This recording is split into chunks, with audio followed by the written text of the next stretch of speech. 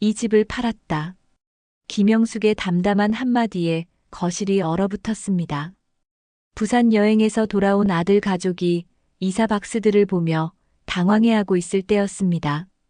하지만 이 충격적인 결정에 이르기까지 72세 할머니에게 무슨 일이 있었을까요? 8개월 전으로 거슬러 올라가 보겠습니다.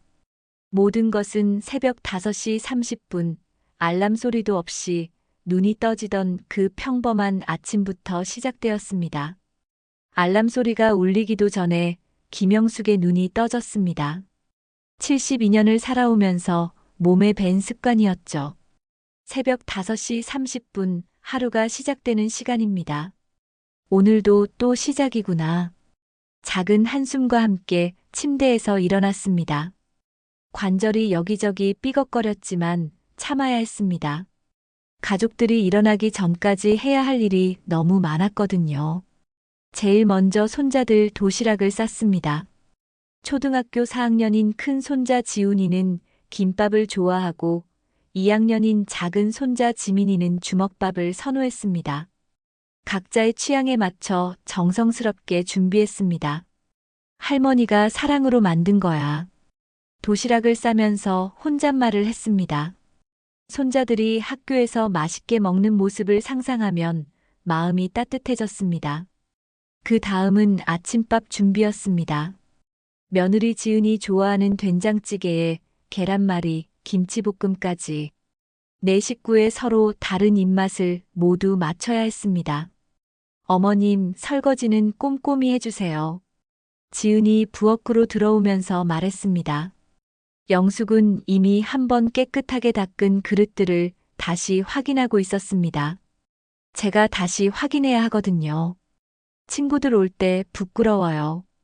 친구들이라는 말에 영숙의 가슴이 답답해졌습니다. 자신이 설거지를 제대로 못해서 며느리가 부끄럽다는 뜻으로 들렸거든요. 아, 그래. 더 신경 쓸게. 그리고 어머님, 아이들 간식은 정해진 시간에만 주세요. 식사에 지장 있어요. 영숙은 고개를 끄덕였습니다. 손자들이 배고프다고 하면 그냥 뭐라도 주고 싶었는데 그런 마음도 이제는 간섭이 되는 모양이었습니다. 어머님 방에서는 TV 소리 너무 크게 하지 말아주세요. 아이들이 공부에 집중이 안 돼요. 영숙의 작은 방은 집에서 가장 구석진 곳이었습니다. 그나마 유일한 쉴 공간에서마저 눈치를 봐야 했습니다. 빨래할 때 어머님 것만 따로 하면 안 될까요? 지은이 세탁기 앞에서 말했습니다. 영숙이 빨래를 분류하고 있을 때였죠. 따로? 네. 저희 옷이랑 섞이면 좀 그래서요. 그 말을 듣는 순간 영숙의 목구멍이 메었습니다. 한 집에 살면서 빨래도 따로 해야 한다니. 자신이 더러운 존재라는 뜻인 걸까요? 아, 알았어.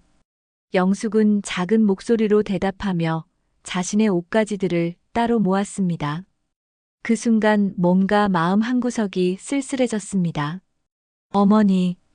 갑작스러운 복통으로 영숙이 응급실에 실려간 날이었습니다. 진통제를 맞고 좀 나아졌을 때 민호가 병원에 도착했습니다. 엄마, 괜찮으세요? 응, 이제 좀 나아졌어.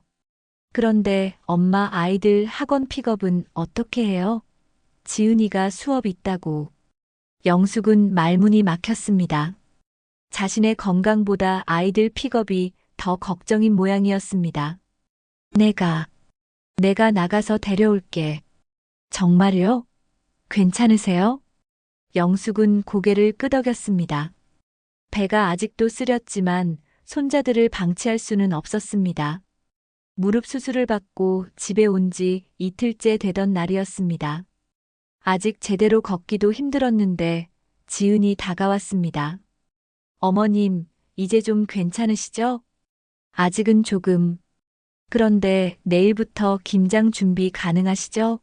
시댁에서 김치 부족하다고 연락이 왔거든요. 영숙은 깜짝 놀랐습니다. 무릎에 붓기도 빠지지 않았는데 김장을 하라고? 지은아, 의사가 한 달은 무리하지 말라고. 파출부 불러야 하나요? 그런데 비용이 만만치 않은데.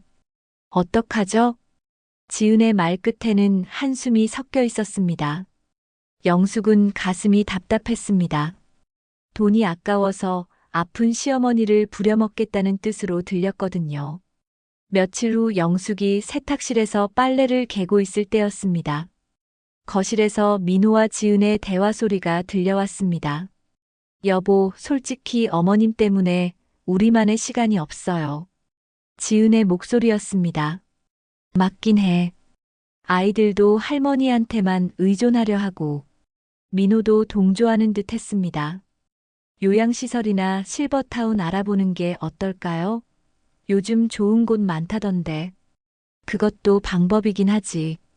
한번 알아볼까? 영숙의 손이 떨렸습니다. 빨래가 바닥에 떨어졌지만 줍지도 못했습니다. 요양원? 자신을 요양원에 보내려고 하다니. 저희 이번 주말에 부산 여행 다녀올게요. 민호가 저녁 식사 때 말했습니다. 부산이라. 좋겠네. 나도 함께 가면 안 될까?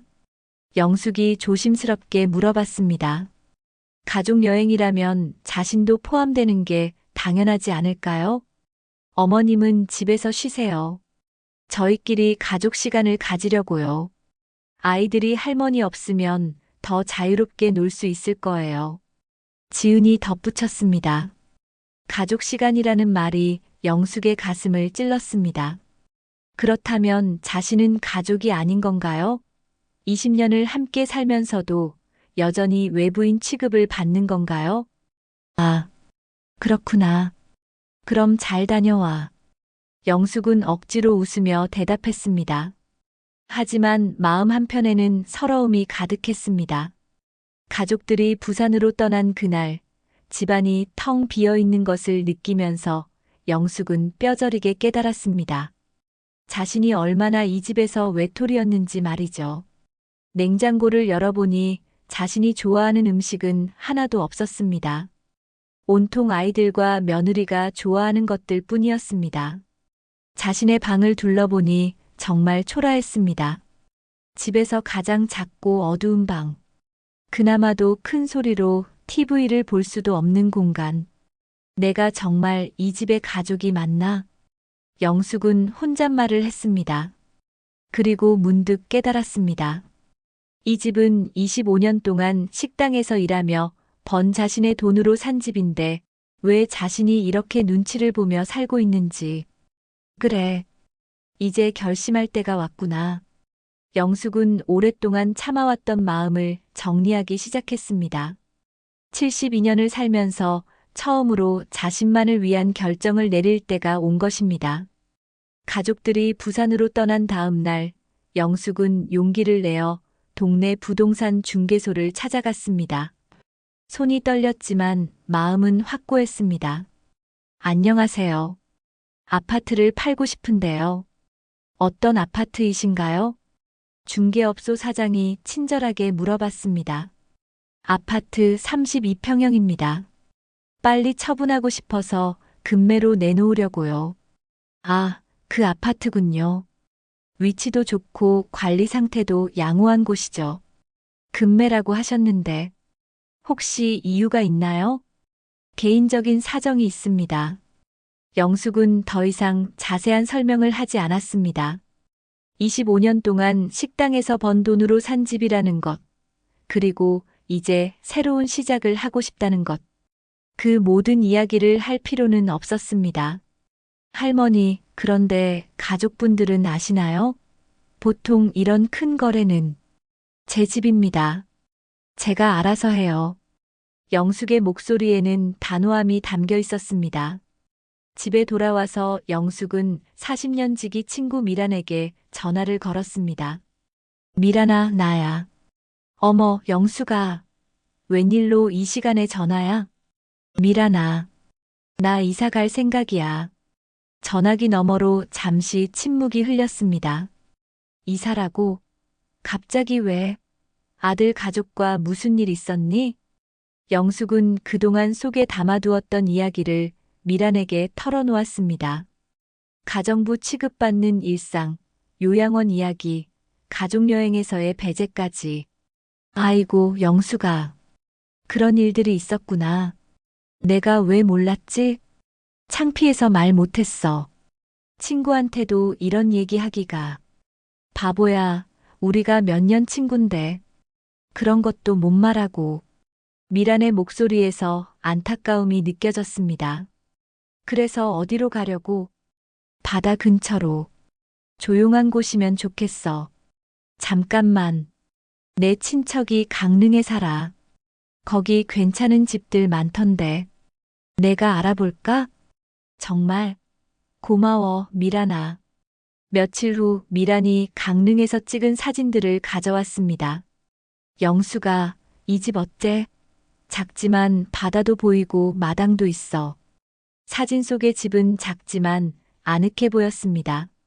무엇보다 창문 너머로 푸른 바다가 보이는 것이 마음에 들었습니다. 가격은 어떻게 돼? 내 아파트 팔면 이 집 사고도 돈이 좀 남을 거야. 노후에 여유롭게 살 수 있을 만큼. 영숙의 마음이 점점 확고해졌습니다. 부동산 거래가 성사되는 데는 일주일이 걸렸습니다. 신혼부부가 매수자였는데 이 집을 정말 좋아하더라고 했습니다. 할머니, 이 집에서 행복하게 사셨죠? 저희도 여기서 행복하게 살게요. 그 말을 들으니 마음이 복잡했습니다. 행복했었을까요? 처음에는 분명 행복했었습니다. 아들이 결혼하고 손자들과 함께 살 수 있어서. 네, 행복하게 사세요. 영숙은 진심으로 축복해 주었습니다. 가족들이 부산 여행에서 돌아오기까지는 이틀이 남았습니다. 영숙은 조용히 이사 준비를 시작했습니다. 자신의 물건들을 정리해 보니 생각보다 많지 않았습니다. 25년을 이 집에서 살았는데도 정작 자신만의 물건은 오래된 가구 몇 개와 옷가지들 뿐이었습니다. 정말 그동안 나를 위해서는 아무것도 사지 않고 살았구나. 영숙은 쓸쓸한 마음이 들었습니다. 그동안 모든 것을 가족을 위해서만 썼던 거죠. 보가, 우리 새로운 곳으로 가자. 영숙이 기르던 고양이 보기를 쓰다듬으며 말했습니다. 보기는 3년 전 영숙이 길에서 주워온 고양이였습니다. 지은은 처음에 고양이를 기르는 것을 탐탁하게 여기지 않았습니다. 어머님, 고양이 털이 아이들 알레르기에 안 좋대요. 어머님, 방에서만 키우면 안 될까요? 밖으로 나오지 않게. 그래서 보기는 항상 영숙의 작은 방에서만 지내야 했습니다. 보가, 강릉 가면 마음껏 돌아다닐 수 있어. 보기는 영숙의 말을 알아듣기라도 하는 듯 야옹하고 울어주었습니다. 가족들이 돌아오기 전 마지막 밤 영숙은 거실에 홀로 앉아 있었습니다. 20년 동안 살았던 이 집에서의 마지막 밤. 처음에는 행복했던 기억들이 떠올랐습니다. 손자들이 태어났을 때의 기쁨, 첫걸음을 뗐을 때의 감동, 아픈 날 간병해준 기억들.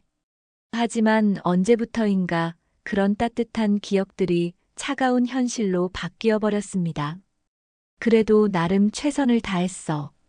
영숙은 자신을 위로했습니다. 72년을 남을 위해 살았으니 이제는 김영숙을 위해 살아보자. 영숙은 작은 소리로 다짐했습니다. 내일이면 가족들이 돌아올 것이고 그들에게 자신의 결정을 알려야 했습니다. 분명 충격을 받을 것이지만 이미 돌이킬 수 없었습니다. 미안해. 하지만 엄마도 자신의 인생을 살 권리가 있어. 영숙은 아들에게 미안한 마음도 있었지만 더 이상 참을 수는 없었습니다. 강릉의 바다를 생각하니 마음이 설렜습니다. 아무도 눈치 보지 않고 보기와 함께 자유롭게 살 수 있는 곳. 보가, 내일부터는 정말 새로운 인생이야. 보기가 영숙의 무릎에서 그르릉거리며 잠들었습니다. 영숙도 오랜만에 평온한 마음으로 잠들 수 있었습니다. 일요일 오후 6시 부산 여행을 마치고 돌아온 가족들의 목소리가 현관에서 들려왔습니다. 할머니, 우리 왔어요. 손자들의 밝은 목소리였습니다. 여행이 정말 재밌었어요. 바다에서 수영도 하고. 지훈이와 지민이는 여행 이야기로 신이 나 있었습니다. 영숙은 거실 소파에 조용히 앉아서 가족들을 기다리고 있었습니다. 이사 짐들은 이미 박스에 정리되어 한쪽 벽에 차곡차곡 쌓여 있었습니다. 지은이 거실로 들어서다가 박스들을 보고 멈춰 섰습니다. 어머님, 이 박스들이 뭐예요? 목소리에 당황함이 섞여 있었습니다. 왜 집안이 이렇게 정리되어 있어요? 이사 가려고 짐 쌌다. 영숙의 담담한 대답에 거실이 조용해졌습니다. 이사요? 어디로요? 민호가 급하게 물어봤습니다. 강릉으로 간다. 내일 아침에 이사차가 와. 어머니, 무슨 말씀하시는 거예요? 우리가 여행 간 사이에 갑자기 지은의 목소리가 떨리기 시작했습니다. 갑자기가 아니야. 오랫동안 생각해왔던 일이거든. 영숙은 차분하게 대답했습니다. 무슨 말씀을 하시는 거예요? 그래, 집을 팔았다. 그 한마디에 모든 것이 멈췄습니다. 뭐라고요? 집을 팔았다고요? 민호가 충격을 받아 소파에 주저앉았습니다. 어머님, 저희는 어떻게 하라고요? 지은이 다급하게 물었습니다. 알아서 해라. 그동안 나한테 한 것처럼 말이야. 영숙의 목소리에는 30년 동안 쌓인 서러움이 담겨 있었습니다. 엄마, 그럼 저희는 어떻게 하라고요? 갑자기 이사를 어떻게? 너희도 나하고 따로 살고 싶어 했잖아. 이제 너희나 나 진짜 독립할 수 있게 된 거야. 영숙이 계속 말했습니다. 저희가 언제 나가라고 했어요? 지은이 화가 나서 항변했습니다. 직접 말은 안 했죠. 그럼 요양원 이야기는 뭐였니? 그 말에 지은과 민호가 할 말을 잃었습니다. 나한테 매일 청소 확인하고 빨래 따로 하라고 하고 TV 소리 작게 하라고 한 것도 다 잊었니? 영숙의 목소리가 점점 커졌습니다. 그리고 이 집은 내가 25년 동안 식당에서 일해서 번 돈으로 산 집이야. 영숙이 단호하게 말했습니다. 내가 혼자 민호를 키우면서 매달 적금 넣고 용돈도 아끼고 옷도 안 사 입고 모은 돈으로 말이지. 어머님, 너희들은 그냥 들어와서 살기만 했지 관리비나 공과금 한 번이라도 부담한 적 있니? 민호와 지은이 머뭇거렸습니다. 그건 어머님께서 안 받으신다고. 내가 언제 안 받는다고 했을까? 그리고 내가 매일 새벽부터 밤까지 너희들 뒷바라지하는 것도 당연하다고 생각했지 무슨 파출부처럼 말이야. 영숙의 목소리가 떨렸습니다. 청소, 빨래, 요리, 아이들 돌보기 이거 다 돈으로 계산하면 얼마인지 아니? 엄마, 저희도 감사하게 생각하고 있어요. 민호가 작은 소리로 말했습니다. 감사? 정말로 그렇게 생각했어? 그럼 왜 나를 가정부 취급했지? 그리고 요양원 이야기는 또 뭐야? 내가 무릎 수술하고 병원에 혼자 있었을 때는 왜 그렇게 다들 바빴니? 나 이제 내일 아침에 이사 간다 그렇게 알고 있어. 영숙이 일어서며 말했습니다. 너희들도 이번 주 금요일까지 이사 나가야 할 거야. 새 집주인이 그때 입주하기로 했거든. 이번 주 금요일이요? 이렇게 빨리요? 너무하잖아요. 지은이 소리쳤습니다. 우리 어디로 가라는 말이에요? 갈 곳이 왜 없어? 너희들끼리 가족끼리 여행도 잘 다녀오더니. 영숙의 목소리에 서운함이 배어 있었습니다. 우선 급한 대로 친정도 있잖아. 나도 72살에 새로 시작하는데 너희 젊은이들이 못할 게 뭐 있어? 그때 손자들이 조용히 영숙에게 다가왔습니다. 할머니, 진짜 강릉으로 가요? 지훈이가 물었습니다. 응, 할머니는 바다가 보이는 집에서 살 거야. 할머니 없으면 누가 도시락 싸줘요? 지민이가 울먹이며 물었습니다. 영숙의 마음이 아팠지만 흔들릴 수 없었습니다. 엄마가 해주실 거야. 그리고 할머니도 가끔 보러 올 거야. 어머님, 아이들 생각은 안 하세요? 갑자기 나가시면 아이들이 얼마나 혼란스럽겠어요? 지은이 마지막 카드를 꺼냈습니다. 아이들 생각? 영숙이 차갑게 웃었습니다. 제가 그동안 아이들 위해 살면서 누구를 배려하며 살았는데 정말 어이가 없었습니다. 그동안 아이들 핑계대면서 나를 부려먹더니 이제 와서 아이들 걱정이라니. 엄마, 저희가 잘못했어요. 다시 생각해 보실 수 없을까요? 민호가 고개를 숙이며 말했습니다. 이미 늦었어. 영숙은 단호했습니다. 사실 그때까지도 영숙의 마음 한편으로는 혹시 진심으로 사과하면서 붙잡으려고 하나 하는 기대가 있었습니다. 하지만 민호의 다음 말을 듣고 완전히 마음을 굳혔습니다. 그럼 집 판돈은 어떻게 하실 거예요? 집 판돈? 영숙은 실망했습니다. 결국 그것이었습니다. 자신에 대한 걱정이 아니라 돈에 대한 걱정이었던 거죠. 내 돈이니까 내가 알아서 쓸 거야. 강릉에서 작은 집 사고 남은 돈으로 여생 편하게 살 거야. 어머님 정말 이기적이세요. 지은이 마지막으로 한마디 했습니다. 이기적이라고? 72년을 살면서 영숙이 처음 들어본 소리였습니다. 남을 위해서만 살아온 자신이 이기적이라니요. 그래, 그럼 이제 더 이기적으로 살게. 72년 동안 남을 위해 살았으니까 남은 시간은 내 자신을 위해 살겨야. 다음 날 아침 이사차가 왔습니다. 생각보다 짐이 많지 않아서 금방 끝났습니다. 할머니, 짐이 참 적으시네요. 이사업체 직원이 말했습니다. 25년 동안 사신 분 치고는. 그 말을 듣고 영숙은 씁쓸했습니다. 정말 그동안 자신을 위해서는 아무것도 사지 않고 살았구나 싶어서요. 친구 미란이 함께 강릉까지 따라가 주었습니다. 영숙아, 괜찮아? 응, 괜찮아. 아니, 처음으로 진짜 자유로워. 강릉에 도착해서 새 집을 보는 순간 영숙은 감탄했습니다. 창문을 열면 푸른 바다가 한눈에 들어왔습니다. 와, 정말 좋다. 내 집이야. 정말 내 집. 보기도 신이 났나 봅니다. 집안을 이리저리 뛰어다니더라고요. 첫날 밤 바다 소리를 들으며 잠들었습니다. 처음에는 낯설었는데 들으면 들을수록 자장가 같았습니다. 다음 날 아침 일찍 일어나서 바닷가로 산책을 나갔습니다. 보기와 함께하는 첫 산책이었습니다. 끝이 보이지 않는 푸른 바다를 보니 마음이 시원해졌습니다. 나도 이제 새로운 파도처럼 살아보자. 산책하다가 이웃 할머니를 만났습니다. 어머, 새로 오신 분이네요? 네, 어제 이사 왔어요. 아, 그래요? 여기 살기 참 좋아요. 혼자 사세요?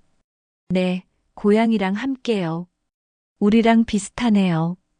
외롭지 않으세요? 지금은 전혀요. 오히려 자유로워서 좋아요. 그 말을 하는 순간 영숙은 정말로 자유로움을 느꼈습니다. 집으로 돌아와서 처음으로 자신이 하고 싶은 아침을 만들었습니다. 계란 후라이와 김치볶음밥, 그리고 미역국. 간단하지만 자신이 좋아하는 것들로만 차렸습니다. 혼자 먹는 밥인데도 이렇게 맛있을 줄 몰랐습니다. 이제부터는 김영숙으로 살자. 누구의 엄마도 누구의 할머니도 아닌 그냥 김영숙으로. 오후에는 근처 시장에 갔습니다. 아주머니들이 반갑게 인사해 주시더라고요. 새로 오신 분이네요. 혼자 사시나 봐요. 네, 며칠 전에 이사 왔어요. 요즘 혼자 사는 할머니들이 늘고 있어요. 다들 자유롭게 사시더라고요. 그 말이 이렇게 좋게 들릴 줄 몰랐습니다. 집으로 돌아오는 길에 생각했습니다.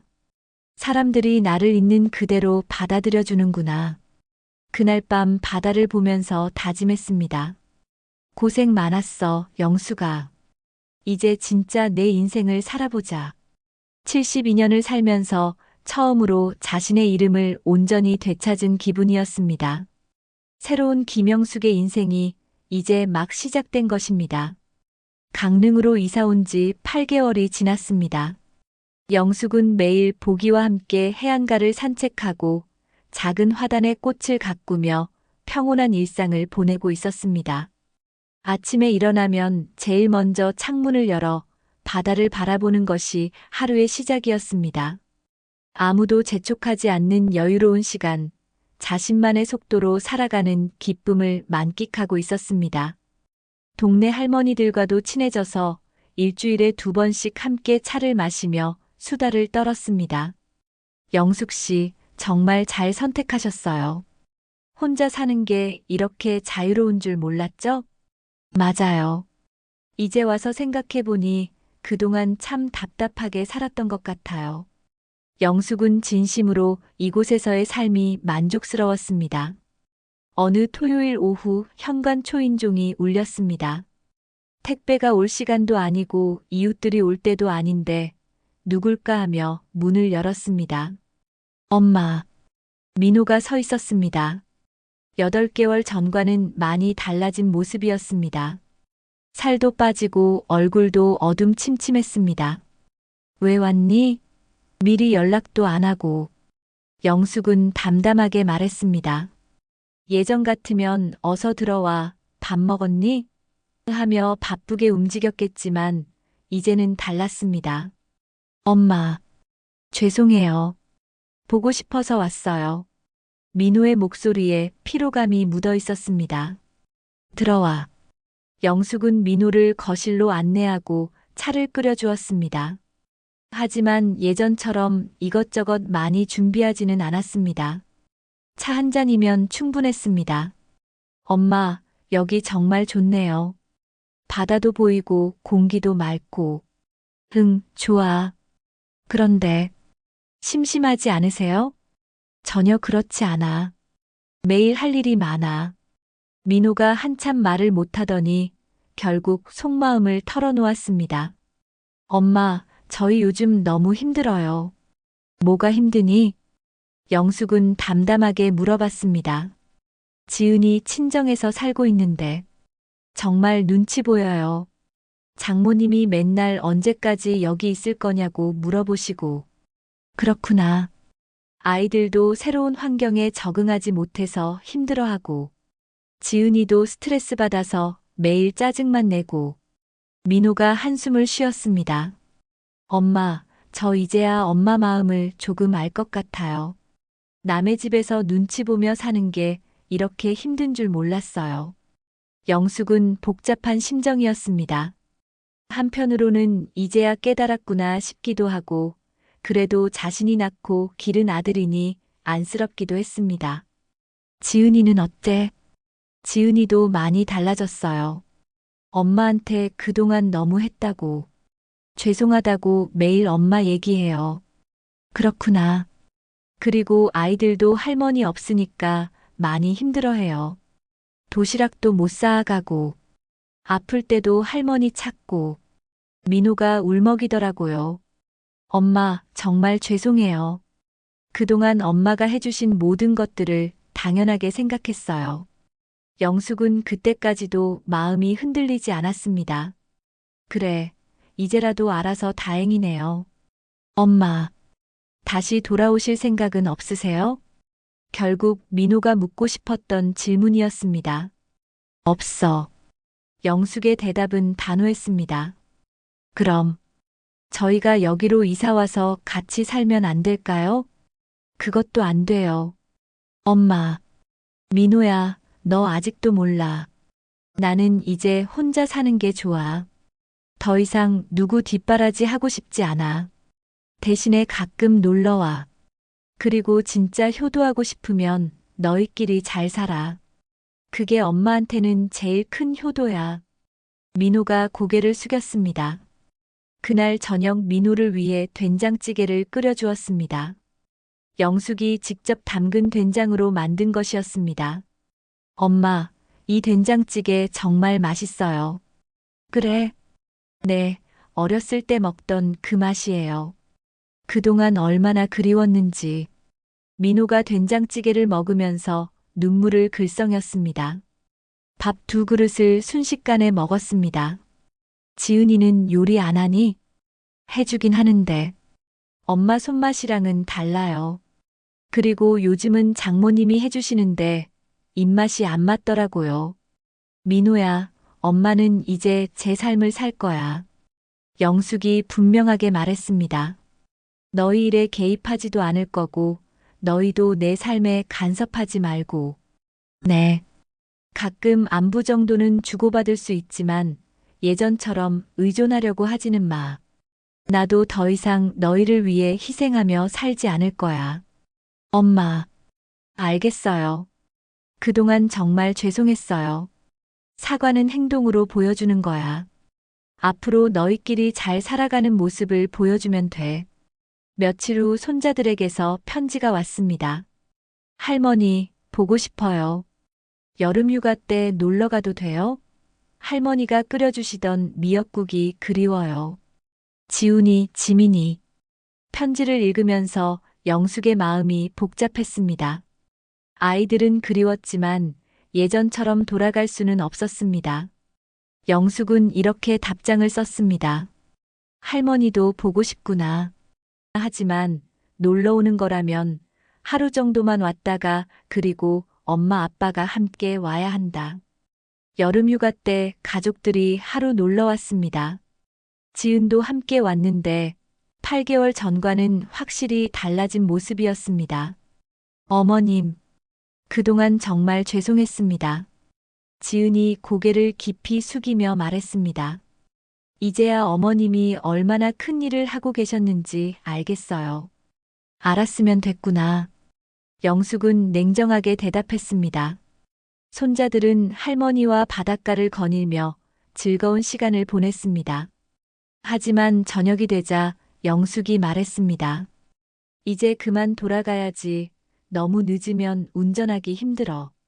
하루 더 있다 가면 안 될까요? 그건 곤란하구나. 하루라고 했잖니? 영숙은 단호했습니다. 어머님, 용돈이라도. 지은이 봉투를 내밀었습니다. 필요 없어. 나는 내 돈으로 잘 살고 있어. 그럼 뭔가 도움이 될 만한 일이라도. 도움이 되고 싶으면 너희끼리 행복하게 살면 돼. 그것만으로도 충분해. 영숙의 말에 가족들은 더 이상 말할 수 없었습니다. 그로부터 또 6개월이 지났습니다.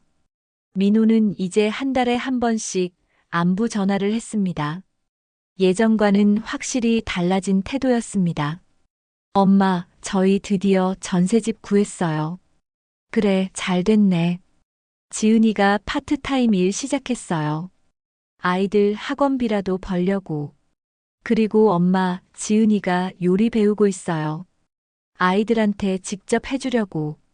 영숙은 그 말을 들으며 뿌듯했습니다. 드디어 자립하고 있구나 하는 생각이 들었습니다. 영숙은 강릉에서의 생활에 완전히 적응했습니다. 이웃 할머니들과 함께 등산도 하고 바닷가에서 조개도 잡고 작은 텃밭에서 채소도 기르며 충실한 일상을 보냈습니다. 영숙 씨, 정말 잘 사시네요. 아들 가족 보고 싶지 않아요? 가끔은 그립죠. 하지만 이렇게 사는 것도 나쁘지 않아요. 맞아요. 우리도 나이 들어서는 자유롭게 살아야죠. 보기는 강릉에 와서 더욱 건강해졌습니다. 마당에서 자유롭게 뛰어다니고 영숙과 함께 해변 산책도 즐겼습니다. 보가, 우리 여기 와서 행복하지? 보기가 야옹하고 대답하는 것 같았습니다. 예전에는 작은 방 안에서만 지내야 했던 보기가 이제는 온 집이 자신의 공간이었습니다. 어느 저녁 바다를 바라보며 영숙은 생각했습니다. 정말 잘한 선택이었구나. 72년을 살면서 처음으로 온전히 자신만을 위한 삶을 살고 있었습니다. 누구 눈치 보지 않고 누구를 위해 희생하지도 않고 김영숙으로 사는 게 이렇게 좋은 줄 몰랐네. 그렇게 혼잣말하며 웃었습니다. 가끔 손자들이 그립긴 했지만 예전처럼 모든 것을 포기하면서까지 함께 살고 싶지는 않았습니다. 적당한 거리에서 서로를 그리워하고 가끔 만나서 반가워하는 것. 그것만으로도 충분했습니다. 영숙은 최근에 동네 복지관에서 하는 서예 수업에 다니기 시작했습니다. 평생 배우고 싶었지만 시간이 없어서 못했던 일이었습니다. 할머니, 글씨 정말 예쁘게 쓰시네요. 감사합니다. 이런 걸 배울 수 있어서 좋아요. 72살에 새로운 취미를 갖는다는 것도 신선한 경험이었습니다. 그날 밤 영숙은 일기를 썼습니다. 강릉에 온 지 1년이 넘었다. 처음엔 외로울까 걱정했는데 오히려 이렇게 평온할 줄 몰랐다. 내 페이스대로 살고 내가 하고 싶은 일을 하고 이게 진짜 사는 거구나. 민호네도 이제 자립해가는 것 같아 다행이다. 처음엔 원망스럽기도 했지만 결과적으로는 모두에게 좋은 일이 된 것 같다. 앞으로도 김영숙으로 당당하게 살아가야지. 2년이 흘렀습니다. 영숙은 여전히 강릉에서 건강하게 살고 있었습니다. 민호는 이제 정말 독립적인 생활을 하고 있었고 가족들도 서로 역할을 분담해서 잘 살아가고 있었습니다. 손자들은 1년에 두세 번 놀러와서 할머니와 즐거운 시간을 보냈습니다. 예전보다 더 소중하게 느껴지는 시간들이었습니다. 할머니, 언제까지 여기서 살 거예요? 지훈이가 물었습니다. 할머니가 건강한 동안은 계속 여기서 살 거야. 외롭지 않아요? 전혀. 할머니는 지금이 가장 행복해. 그 말은 진심이었습니다. 영숙은 창밖으로 보이는 바다를 바라보며 미소 지었습니다. 72년을 살고 나서야 찾은 진정한 행복이었습니다. 누구의 것도 아닌 온전히 자신만의 인생을 살아가는 기쁨. 그것이 바로 김영숙이 찾은 인생의 의미였습니다.